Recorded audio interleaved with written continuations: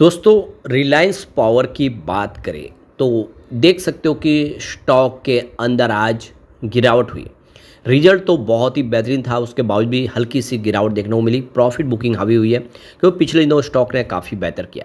लेकिन यहाँ पे रिलायंस पावर ने बहुत कुछ अचीव कर लिया है। रिलायंस पावर आने वाले समय के लिए कुछ बड़े प्लान लेकर आगे बढ़ रही है। अब इंडिया में नहीं, विश्व के काफ़ी देशों में कंपनी अपने कारोबार को फैला रही है। रिलायंस पावर हो या फिर इसकी प्रमोटर कंपनी रिलायंस इंफ्रा, दोनों को ही पंख लग गए और आने वाले समय आप देख सकते हो कि बाजार में फिर से छा जाने को तैयार है अनिल अंबानी। यहाँ पे डिफेंस सेक्टर में भी कंपनी बहुत बेहतर करते हुए दिखाई दे रही है और पावर सेक्टर में भी कंपनी कमाल कर रही है। ऐसे में क्या है आगे की संभावना, उसको समझेंगे इस वीडियो के माध्यम से। और क्या रिलायंस पावर आने वाले समय बेहतर करेगा, क्योंकि जब इसका आईपीओ आया था इसकी प्राइस 400 के आसपास थी। वही फेस वैल्यू 10 रुपीज़ की है अभी भी, लेकिन स्टॉक की प्राइस बहुत कम है, 2 डिजिट में है और वो भी 65 के आसपास है। और आप देखो कि 2008 के पहले की बात है, जब सेंसेक्स बहुत नीचे था और इसकी जो आईपीओ प्राइस थी वो 400 के आसपास। ऐसे हम कह सकते हैं कि रिलायंस पावर का फ्यूचर ब्राइट है। ऐसे में क्या है आगे की संभावना जानेंगे इस वीडियो के माध्यम से। लेकिन फ्रेंड्स, उससे पहले अगर आप पहली बार हमारे चैनल पे आए तो चैनल को सब्सक्राइब कर दीजिए, एक बेल आइकॉन दबा दीजिए ताकि जब भी नया वीडियो बने पहला नोटिफिकेशन आपको मिले। वीडियो पसंद आए तो लाइक से जरूर कीजिए। चलो फ्रेंड्स, वीडियो स्टार्ट करते हैं। मैं हूँ आपका दोस्त SB दवे और हमारे अपने चैनल ऑनलाइन कमाई में आपका बहुत बहुत स्वागत है। तो सबसे पहले बाजार की बात करें। आज BSE सेंसेक्स 82,200 के स्तर पे क्लोजिंग दिया है। बाजार की गिरावट फिर से थमी और आज 442 पॉइंट की तेजी देखने को मिली, यानी 0.54% की तेजी थी सेंसेक्स में। इस तेज़ी के पीछे जो बड़ी वजह बनी है वो एक तो मेटल शेयरों में तेज़ी बनी, और दूसरी तरफ देखें तो जेन ट्रेडिंग के ऊपर जो सेबी ने रोक लगाई थी वो हटा दी गई है, जिससे पॉजिटिव माहौल बना। लेकिन इस तेज़ी में भी आज FI ने बाज़ार में बिकवाली कर दी है। जो फ्राइडे को बाज़ार में खरीदार थे, उन्होंने फ्राइडे को 374 करोड़ का फ्रेश इन्वेस्टमेंट किया था।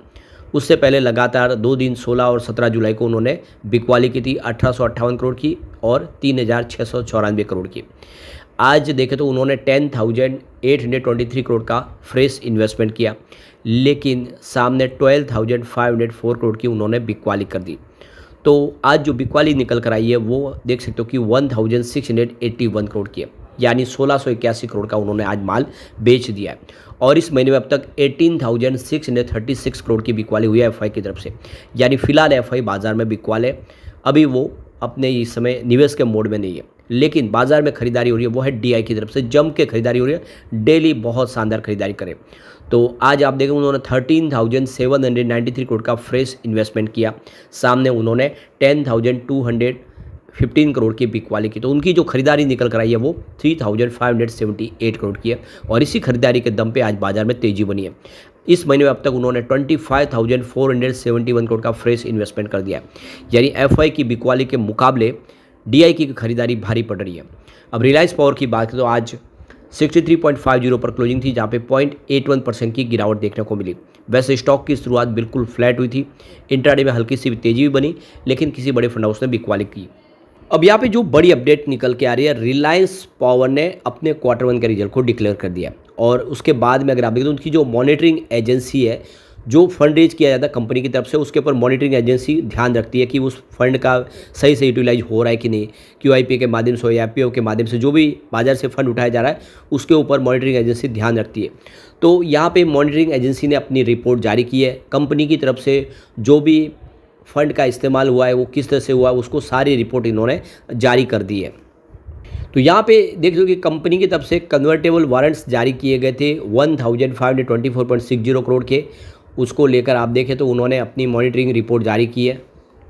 तो यहाँ पे नेम ऑफ प्रोमोटर देखें तो आपको रिलायंस इंफ्रास्ट्रक्चर दिखाई देगा और श्री अनिल डी अंबानी होगा। और आप देख सकते हो कि यहाँ पे जो प्रेफरेंशियल इशूज जारी किए गए, ये देख इसका पीरियड है 25 अक्टूबर 2024 और ये एंड हुआ 8 नवंबर 2024।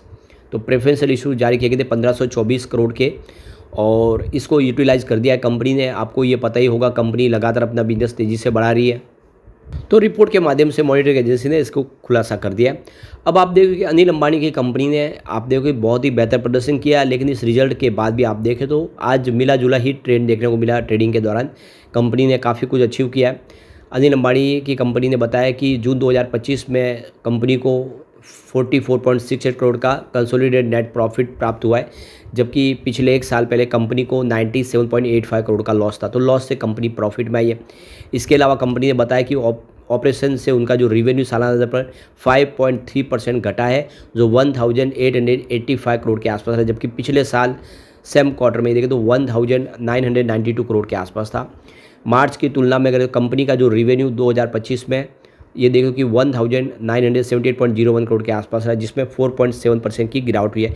यानी रेवेन्यू कम हुआ है क्वार्टर ऑन क्वार्टर बेसिस पे देखें या ईयर ऑन बेसिस पे देखें, उसका थोड़ा सा असर आज दबाव में देखने को मिला रिजल्ट ट्रेडिंग के दौरान। वित्त वर्ष 2024 की पहली तिमाही में कुल इनकम 2025 करोड़ रुपये रही है, जो पिछले एक साल पहले 2069 करोड़ के आसपास थी, जिसमें 2% की गिरावट हुई है। कंपनी का सालाना पर नेट प्रॉफिट में सुधार हुआ है, लेकिन तिमाही आधार पर नेट प्रॉफिट में 64% की गिरावट आई है। आप देखिए कि मार्च महीने में कंपनी को 125.57 करोड़ का प्रॉफिट हुआ था। तो ये देख सकते कि कंपनी का इस बार क्वार्टर ऑन क्वार्टर बेसिस पे रिजल्ट थोड़ा सा कमज़ोर रहा है, लेकिन ओवरऑल प्रदर्शन बेहतर रहा है। कंपनी ने पहली तिमाही में अपने कर्ज को कम करने में शानदार ये एक परफॉर्मेंस दिखाई है। कंपनी ने जून तिमाही में कुल 584 करोड़ रुपए का कर्ज चुका दिया है।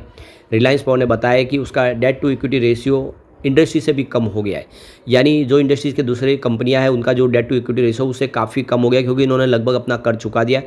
कंपनी को एक तरह से डेट फ्री का तमगा मिल चुका है, और अब मौजूदा कर्ज को कम करने के बाद रिलायंस पावर ने शेयर बेचकर नए ऋण के लिए कुल 9,000 करोड़ रुपए फंड जुटाने की योजना बना ली है। यानी अब कंपनी फ्रेश नया फंड रेज करेगी बिजनेस को आगे बढ़ाने के लिए। कंपनी के नेतृत्व में नए स्वामित्व वाले शेयर बेचकर इस राशि में 6,000 करोड़ रुपए की फंड जुटाने की मंजूरी ऑलरेडी मिल चुकी है। यह शेयर की बिक्री हो गई। तो इसमें दो तरीके इस्तेमाल किए जा सकते हैं। 6,000 करोड़ की जो फंड रेजिंग करनी है तो QIP लाया जा सकता है, क्वालिफाइड इंस्टीट्यूशनल प्लेसमेंट, या फिर आप देखें तो फॉलो ऑन पब्लिक ऑफर यानी FPO। अगर आप QIP लाया जाए तो जो रिटेल इन्वेस्टर है वो भी हिस्सा ले सकते हैं। FPO लाए तो जो बड़े इन्वेस्टर है वही हिस्सा ले पाएंगे। लेकिन आप देखो कि यहाँ पे निवेश बढ़ाने की तैयारी कर ली गई है ताकि बिजनेस को पटरी पे लाया जा सके। अब कंपनी में प्रमोटर का भरोसा भी बढ़ा। ट्रेंड लाइन के मुताबिक कंपनी के प्रमोटर समूह ने वित्त वर्ष 2026 की पहली तिमाही में अपनी हिस्सेदारी 23.3% से बढ़ाकर 25% कर लिया। यानी प्रमोटर ने अपनी खरीदारी कर लिया शेयरों की, अपनी हिस्सेदारी को मजबूत कर लिया। इसके अलावा पब्लिक शेयर होल्डिंग में अभी भी 58.93% की सबसे बड़ी होल्डिंग है, तो जनरल पब्लिक की है। लेकिन जून 2024 में इसमें कमी आई है। जून 2024 में ये 61% से घटकर 24.98% हो चुकी है। तो आप देख सकते कुल मिला के यहाँ पे प्रदर्शन बेहतर रहा है, और उम्मीद है कि आने वाले में रिलायंस पावर काफ़ी शानदार करेगा। तो ये देख सकते हो कि प्रमोटर की होल्डिंग इंक्रीज हुई है 23.26% से 24.98% हुई जून क्वार्टर में। FI और FPI की संख्या भी थोड़ी डिक्रीज हो गई है।